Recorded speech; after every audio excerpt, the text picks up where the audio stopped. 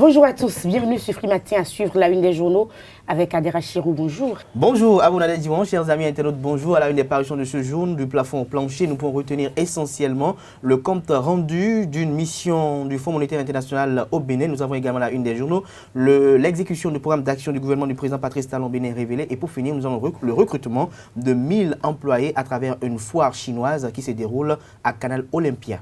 Dans le débat, nous parlerons donc de la mission du FMI, les conclusions de cette mission qui sont plutôt bien pour le Bénin. Nous y reviendrons dans un instant. Et puis du côté de Kadiaou, l'armée lève timidement le camp après les tensions post-électorales. Nous en parlerons également. La revue de presse avec Dorcas Gamangba. Le bulletin matinal d'information sera signé Billy Laibi que vous retrouverez à 19 h pour la grande édition du journal Les Sports avec Larios Adjagbenon. Carles Kitomé est installé pour le débat. Bonjour. Bonjour Nadège. L'horoscope du jour et quelques informations pêle-mêle pour meubler l'émission. Bienvenue. Bonjour, voici la une des journaux. Bonjour à nouveau chers amis internautes, nous démarrons par le quotidien béninois d'information générale et d'analyse L'Informateur qui titre ce matin à la une « Message de la direction générale du quotidien L'Informateur, paix et paix au Bénin », titre le confrère. À découvrir l'intégralité de ce message dans les colonnes de sa parution du jour. Nous restons à la une de L'Informateur. Situation des 2 Français enlevés au parc Penjari. Les nouvelles pistes indiquées par les recherches sont à découvrir à la page 3 de la parution du jour de L'Informateur. Toujours avec L'Informateur, mise en œuvre du programme d'action du gouvernement intitulé Bénin révélé 2016-2021. 1000 employés recrutés pour les grands chantiers. Plus de détails à la page 4 de la parution du jour de L'Informateur. Économie béninoise, très bonne nouvelle avec Romuald Wadaï, ministre de l'économie et des finances. Croissance stable et durable, titre L'Informateur ce jour à la une. Plus de précisions dans les colonnes de sa parution du jour, précisément à la page 6.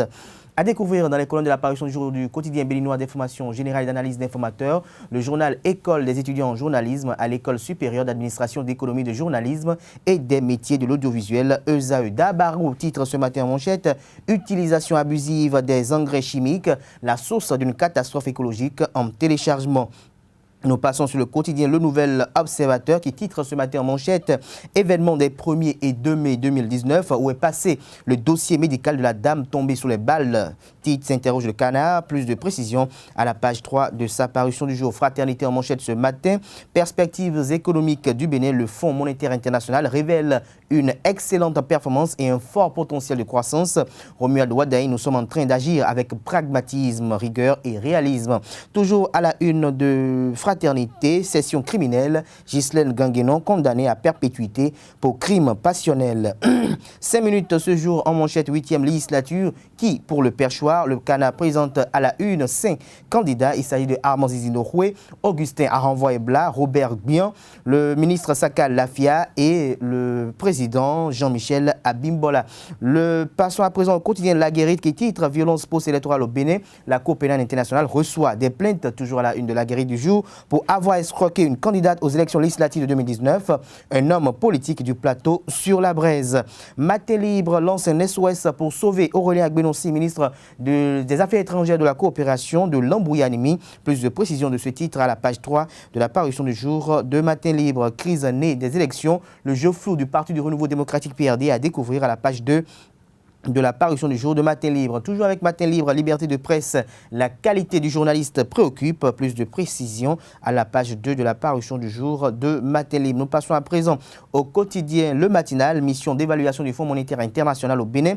La croissance économique passe à 6,7%. Des détails de la page 3 à 8 de la parution du jour de Le Matinal. Le défi d'une génération toujours en deuxième titre à la une. Bougeotte et activisme de l'ex-président de la République, Thomas Boni, a déboussolé ce piège. Plus de précision à la page 11 de la parution du jour du quotidien Le Matinal. Le soleil levant, titre ce matin en manchette, fin de séjour au Bénin d'une mission du Fonds monétaire international FMI. Le Bénin reconnu 4e économie la plus dynamique de l'Afrique. La méthode talent saluée et encouragée pour un bon lendemain. Le gouvernement a une bonne politique d'endettement, reconnaît le FMI. Événement de Kadiaou, le tronçon feu tricolore de Kadiaou Carrefour Bon Pasteur réouvert enseigne la une du jour du Canard. Séminaire ou semaine d'exposition sur les objectifs du développement durable. Le ministre Abdoulaye Biachani rapproche les objectifs du développement durable des populations. Toujours avec le Béninois libéré, ces pays, Ladislas Agbessi et ses errements de gamins gâtés sont à découvrir dans les colonnes de la parution du jour de Le Béninois libéré. Et nous restons avec le Béninois libéré pour mettre un terme à la une des journaux de ce jour. Nous passons à présent à sa manchette. Fin de mission du chef de la revue FMI au Bénin. Point de presse conjoint avec le ministre de l'économie et des finances. Bénin, 4e plus dynamique économie d'Afrique. Wadaï, le bon élève du président Patrice Talon. Les quotidiens béninois sont disponibles dans les kiosques au prix de 300 francs CFA. Vous les avez aussi en ligne. Nous passons à présent au bulletin matinal d'information. Bonjour Nadège, bonjour chers internautes. Au cours d'un affrontement entre éleveurs, transhumants et agriculteurs dans un territoire du Nigeria, proche d'Idinyi, dans la commune de Kétou, plusieurs Béninois ont perdu la vie dimanche dernier. Une dispute autour de l'eau entre ces deux groupes a tourné au drame selon le chef de l'arrondissement d'Idinyi. Les Béninois résidant dans cette région menacent de revenir à la charge pour venger les victimes. Pour le retour au calme, un détachement des forces de l'ordre du Bénin et du Nigeria travaille ensemble afin d'éviter le pire. Le secrétaire général de l'ONU, Antonio Guterres, a déploré vendredi dernier les violences post-électorales au Bénin. Il appelle tous les acteurs à faire preuve de la plus grande retenue et à régler leurs différends par le dialogue. Ceci après avoir suivi avec attention les événements survenus avant et après les législatives du 28 avril dernier. Son porte-parole, Stéphane Duhari, l'a mentionné dans un communiqué. Dans le but d'aider les acteurs béninois à trouver une solution consensuelle et pacifique à leurs différends, les Nations Unies, à travers le représentant spécial du secrétaire général pour l'Afrique de l'Ouest et le Sahel, Mohamed Chombas, en coordination avec la communauté économique des États de l'Afrique de l'Ouest et autres partenaires, travailleront avec toutes les parties concernées. La liste des 83 députés élus pour siéger à l'Assemblée nationale pour le compte de la 8e législature est désormais connue. Ceci suite à la proclamation des résultats des législatives du 28 avril 2019 par la Cour constitutionnelle. Il faut dire que ces nouveaux élus du peuple seront installés le jeudi 16 mai prochain.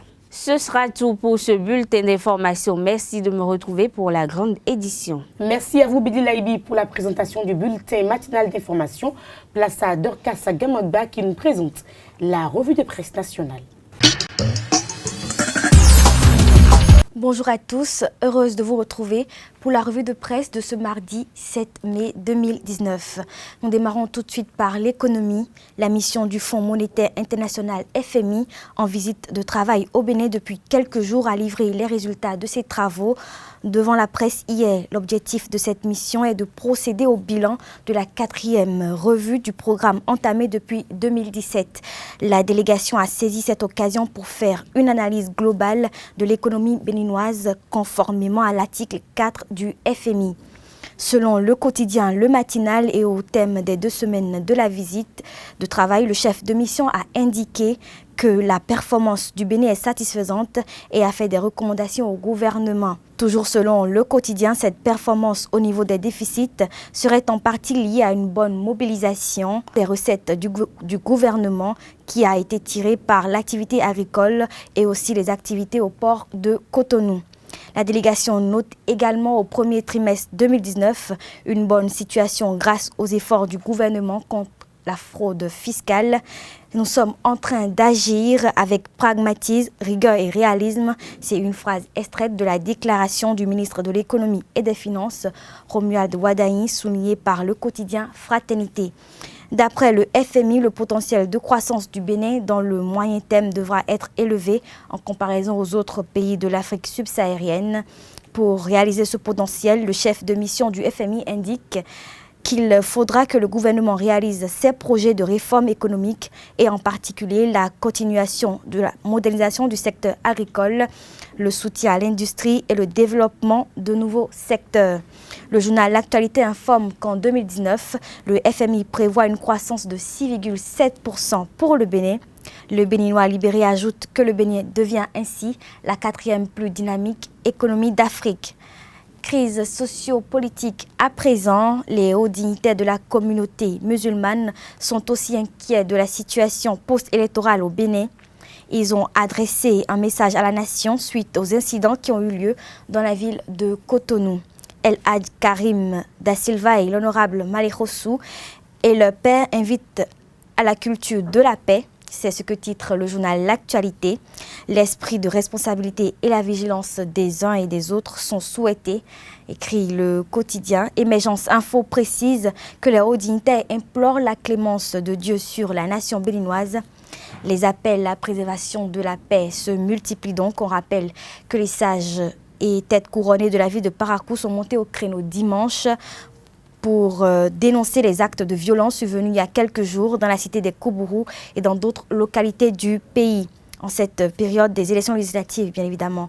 Ils avaient en effet invité la population béninoise à la protection de la vie humaine, des infrastructures et à la sauvegarde de la cohésion et de la paix sociale. Toujours au lendemain des affrontements au sein du pays, le Béninois vivant en Afrique du Sud, Ladislas Prosper Agbessi, a reçu ce lundi l'accusé de réception de sa lettre adressée à la Cour pénale internationale au sujet des violences qui ont été enregistrées au Bénin ces derniers jours. Dans une lettre adressée au requérant, la Cour accuse de réception les documents et a indiqué que toutes les informations ont été bien enregistrées. 5 minutes informe que le bureau de Fatou Bensouda a annoncé aussi que les informations recevront l'attention voulue conformément au statut de Rome de la CPI. Après étude des dossiers, le bureau de la procureure se chargera de communiquer par écrit au requérant la décision prise et ses motivations. Le Béninois libéré n'approuve pas cette action. Ladislas Agbessi et ses errements de gamin gâté, c'est ce que titre le journal. Il faut préciser que c'est le 30 avril 2019, au lendemain des affrontements et violences survenus dans les collines le 28 avril, jour de scrutin, que le présidentiable a écrit à la CPI. S'en sont suivies les violences des 1er et 2 mai 2019. Ladislas Prosper Agbessi devra donc apporter les preuves nécessaires afin de permettre aux juges de la Cour de mieux apprécier la situation. Ce sera tout pour la revue de presse. Merci de l'avoir suivi. Le débat sur Freematin, parlons donc des tensions post-électorales. L'armée lève donc le camp de façon timide peut-être du côté de Kadiaou, Kader Achirou. Oui, l'armée lève le camp. Je crois que peu à peu, les menaces sur la stabilité et la tranquillité du pays sont en train d'être dissipées.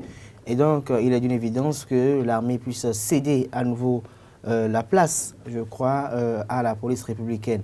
Parce que nous avons bien constaté que c'est suite à un niveau des manifestations, c'est un niveau, je dirais, des événements que l'armée a pris la relève à la police républicaine qui était en train d'assurer quand même la sécurité. Donc je crois qu'aujourd'hui, nous ne pouvons que nous réjouir de la situation de ce que peu à peu, Cotonou est en train de retrouver son calme habituel, peu à peu, Cotonou est en train de retrouver, je dirais, l'animation habituelle qui a toujours caractérisé ces villes et que nous n'aurons plus, je dirais, de zones restreintes dans la circulation des personnes. Nous n'aurons plus de zones interdites parce qu'on aurait appris qu'il y aurait peut-être des manifestations d'humeur, il y aurait des dégâts qui seraient en train d'être effectués. Donc je crois que cela est également à l'actif de nos forces de défense et de sécurité, de nos forces de défense de sécurité intérieure qui ont su, avec professionnalisme, maîtriser les différentes, je dirais, agitations stériles et permettre quand même, un tant soit peu,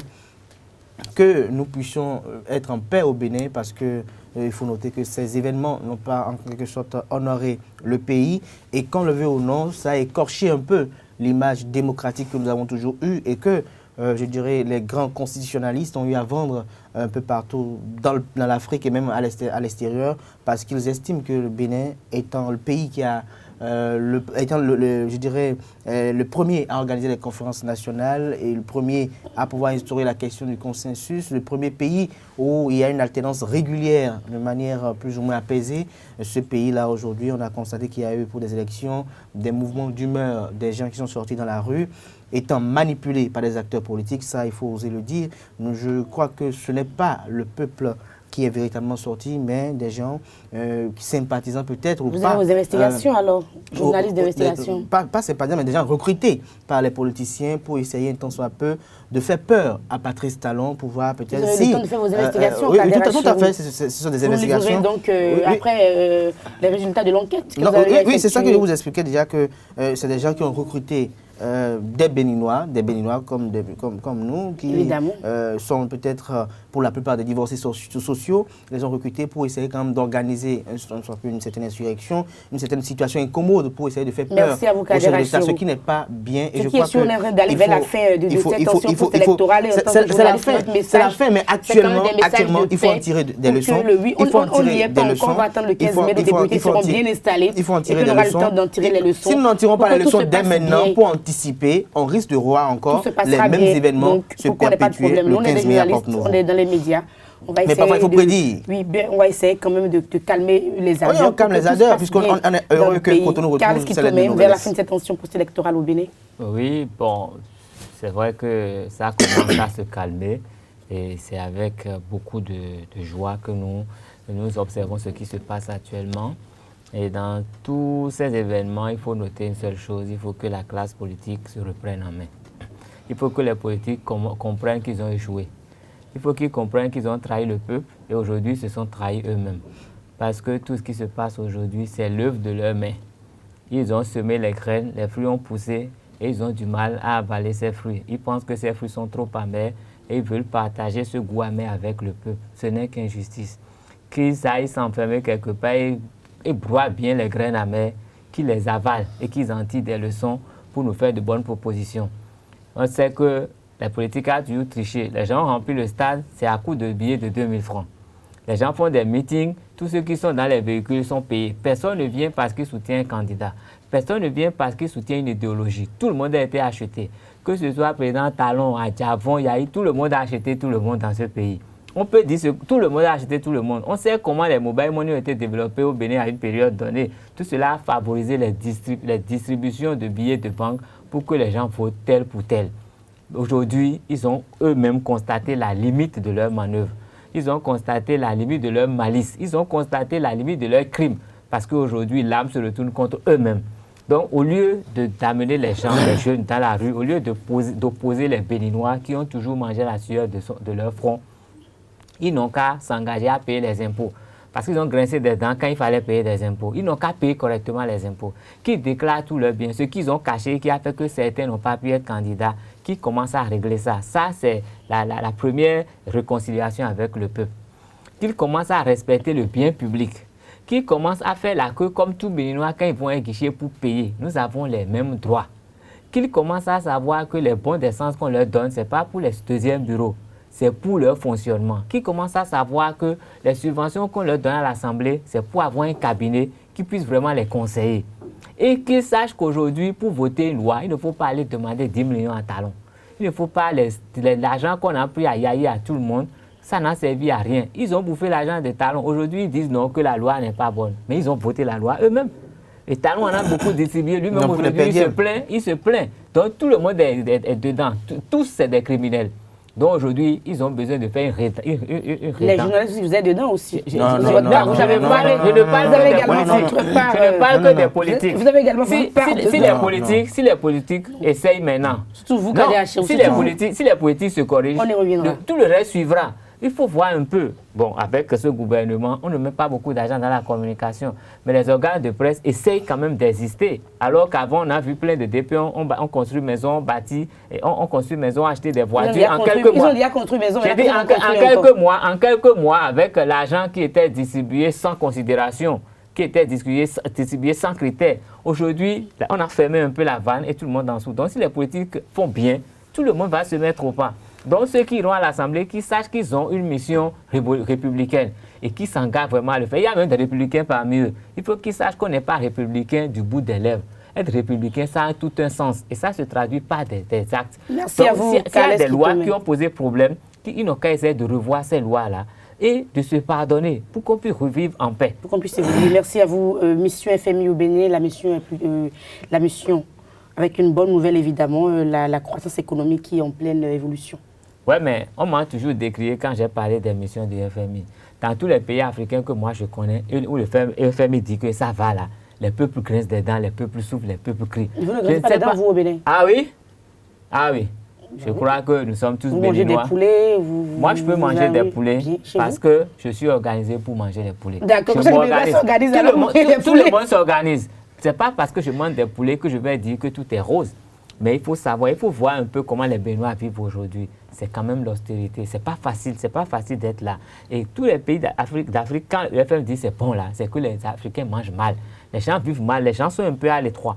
Donc il va falloir que les intellectuels africains trouvent quand même la formule pour pouvoir coupler les bons résultats économiques avec le bien-être des populations. Voilà, ça a toujours manqué parce que c'est des schémas tout faits qu'on nous apporte, que nous mettons en application, mais les réalités d'Afrique ne sont pas les réalités d'ailleurs.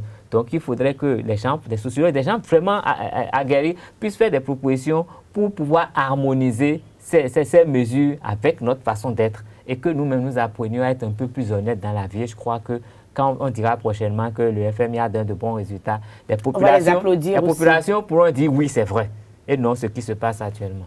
Non, je crois qu'on parle de croissance.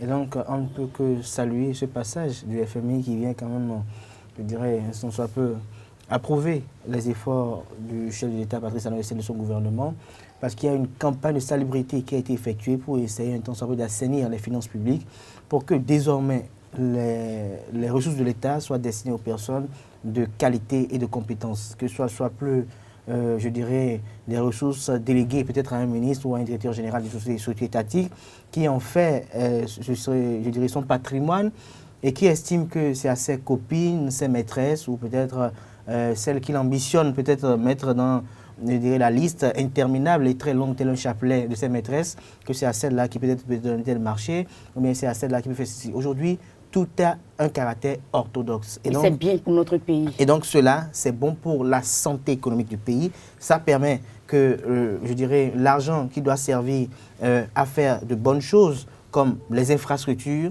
les écoles, les adductions d'eau villageoise et bien d'autres choses à caractère fortement social. Parce qu'il y a une chose que nous oublions également en dehors de Cotonou, c'est qu'il y a des Béninois qui sont quelque part dans les localités même que nous ignorons le nom et qui parfois ont du mal à boire de l'eau, ont du mal peut-être à faire certaines choses. Et donc c'est vers ces populations-là que certains programmes sont en train d'impacter. Et je crois que à l'occasion du bilan des 3 ans, nous avons vu les bilans sectoriels qui ont été effectués. Je crois qu'il y a des choses qui sont en train d'être bougées. Et pour ma part, je ne pense pas qu'il y ait une certaine manipulation des choses. Je crois que quelque chose est en train d'être fait. Je crois que quelque chose est en train de bouger. Merci, et j'espère qu'à l'issue de 2021, nous pouvons dire quand même que le bilan a été élogieux. Et comme vous avez à je voudrais dire qu'on porte talon sur les talons de gloire. Le Bénin profond, c'est pas loin. À Cotonou, même, vous allez voir des localités où les gens n'ont pas à boire. Donc le Bénin profond, il suffit d'aller un peu dans les zones périphériques et vous verrez ce que les gens vivent très très loin de Cotonou. Merci à vous, c'était le débat. Nous passons au sport et à l'horoscope du jour. Horoscope sur Free Matin, Bélier, Vénus et Pluton soufflent un vent de renouveau sur votre ciel astral, profitez-en. Taureau, la lune vous conseillera de vous laisser aller, profitez de l'ambiance plus sereine pour faire de grandes choses. Et si vous êtes Gémeaux, un vent de romantisme souffle sur votre ciel astral. Cancer, le soleil revient sur votre ciel, climat conjugal nettement amélioré. Lion, roi de la forêt, Vénus sera votre allié de cœur en couple. Cette planète sera totalement bénéfique pour vous. Vierge, aujourd'hui, Vénus vous ouvrira ses portes. Subissant l'influence de Saturne, votre vie de couple sera encore au centre de vos préoccupations. Balance, le couple Mars et Vénus risque de tout chambouler. Attention, sous l'impact de Mercure, vous pourriez traverser une journée de remise en question. Scorpion, Pluton agira comme détonateur. Les situations amoureuses chancelantes exploseront. Et si vous êtes Sagittaire aujourd'hui, Vénus vous enseignera la patience en couple, vous pourrez éprouver quelques doutes concernant vos sentiments ou voir votre conjoint ou votre partenaire sous un autre angle. Capricorne, le soleil va décupler votre magnétisme et votre envie d'être admiré en amour. Verseau, attention à l'influence des astres aujourd'hui. En couple, vous serez partagé entre le sens du devoir conjugal et l'envie de n'en faire qu'à votre tête. Et puis Poisson, le soleil brillera sur votre ciel astral. Vénus vous aidera à vous montrer plein de tendresse envers votre conjoint ou votre partenaire. Nous passons au sport sur Free Matin. En sport, championnat national de foot Vitalor Ligue 1, demain, mercredi 8 mai, à Porto-Novo, de 16h. Azo sera face à Ezae, à Dongbo à 16h. Asvo sera face à Dynamo d'Abomey, à Misrete, Ayema va rencontrer Soleil FC. À Djougou, Panther sera face à Avrankou Omnisport. Beke et Tonnerre FC vont s'affronter du côté de Ndali. À Parakou, Buffle FC sera face à UPI-ONM. Et puis à René-Pleven, Aspac va croiser les crampons avec Dragon. Et puis le jeudi 9 mai à 16h à René-Pleven, Jacques sera face à US Kraké. Et puis JSP et Énergie sont de repos. Et si ce boucle Free Matin de ce jour que nous avons eu du plaisir à vous présenter, portez-vous bien et à demain pour un autre numéro. Au revoir.